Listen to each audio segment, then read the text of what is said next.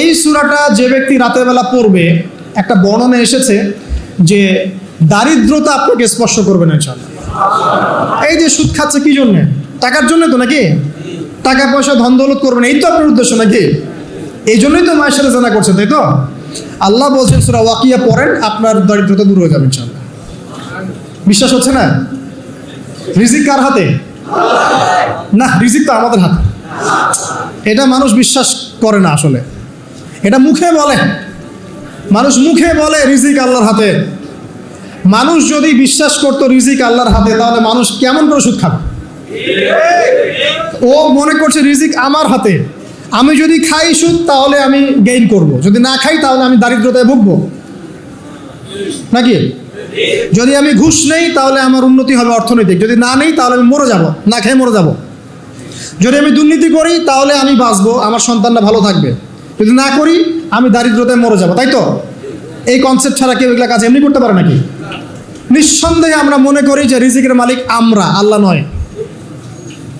শুধু মুখের মধ্যে বলি যে রিজিকের মালিক আল্লাহ। রিজিকের মালিক যদি আল্লাহ হতো তাহলে আমি হালাল পথে থাকতাম এবং তাওয়াক্কুল করতাম যে আল্লাহ আমাকে যা রিজিক দিয়েছেন তা তো আসবেই, আসবে না? আসবেই। আমাকে আপনাকে যদি আল্লাহ পাক, কি বলবো, এটা কোন জেলা? লালমনিরহাট। লালমনিরহাটের 100 একর জায়গায় যত ধান হয়, এতগুলো ধান যদি আপনার আমল নামায় লেখা থাকে, মানে আপনার আমল নামা হচ্ছে রিজিকে, তাকদিরে আপনার তাকদিরে যদি লেখা থাকে যে আপনি 100 একর জমির ধান খাবেন তারপর মরবেন, আছে না লেখা? আচ্ছা, একটা দানা কম বেশি হবে? আপনি যদি আল্লাহর প্রতি তাওয়াক্কুলই করেন তাহলে আপনি হালাল পথে থাকবেন, বিশ্বাস করবেন যে আল্লাহ পাক যেটা লিখে রাখছে আমার তাকদিরে রিজিক, এর একটা দানা রেখেও আমি পৃথিবী থেকে যাব না, সিম্পল। তখন আপনার অন্য পথে যাওয়ার কোনো কারণ নাই।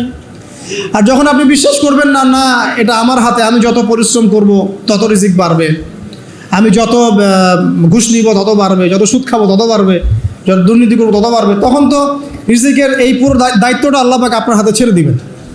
আল্লাহ পাক আপনাকে কোনো বারাকা দিবেন না। ইয়ামহাকুল্লাহু রিবা ওয়া ইউরবিস সাদাকা। সদকা করলে সম্পদ বৃদ্ধি পায়, আর রিবার মধ্য দিয়ে সম্পদ ধ্বংস হয়ে যায়, একদম মাটিতে মিশে যাবে। কীভাবে ধ্বংস হয় সেটা এখন আলোচনা করার সুযোগ নাই, সময় নাই। আমি ইনশাল্লাহ আরেকদিন শুধু রিবা নিয়ে আলাদা আলোচনা করবো ইনশাল্লাহ। এটা সমাজের নিচু লেভেল থেকে উঁচু পর্যন্ত দরিদ্র মানুষদেরকে আরও দরিদ্র করবে আর ধনীদেরকে আরও ধনী করবে। সম্পদ এক শ্রেণীর মানুষের হাতে গিয়ে জমা হয়ে যাবে, সবার হাতে সম্পদ এভাবে সার্কুলেট করতে থাকবে না।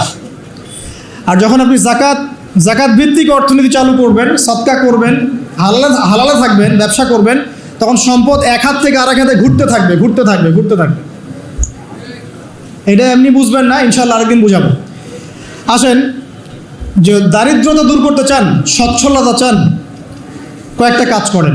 এই যে বললাম, 1 নাম্বার সূরাতুল ওয়াকিয়া তেলাওয়াত করেন, 5 ওয়াক্ত নামাজ জামাতে পড়েন, ডেইলি কিছু সময়ের জন্য কোরআন তেলাওয়াত করেন, আর আল্লাহর কাছে রিজিক চান, জিকির বেশি বাড়ায় দেন। পারবেন না ইনশাল্লাহ?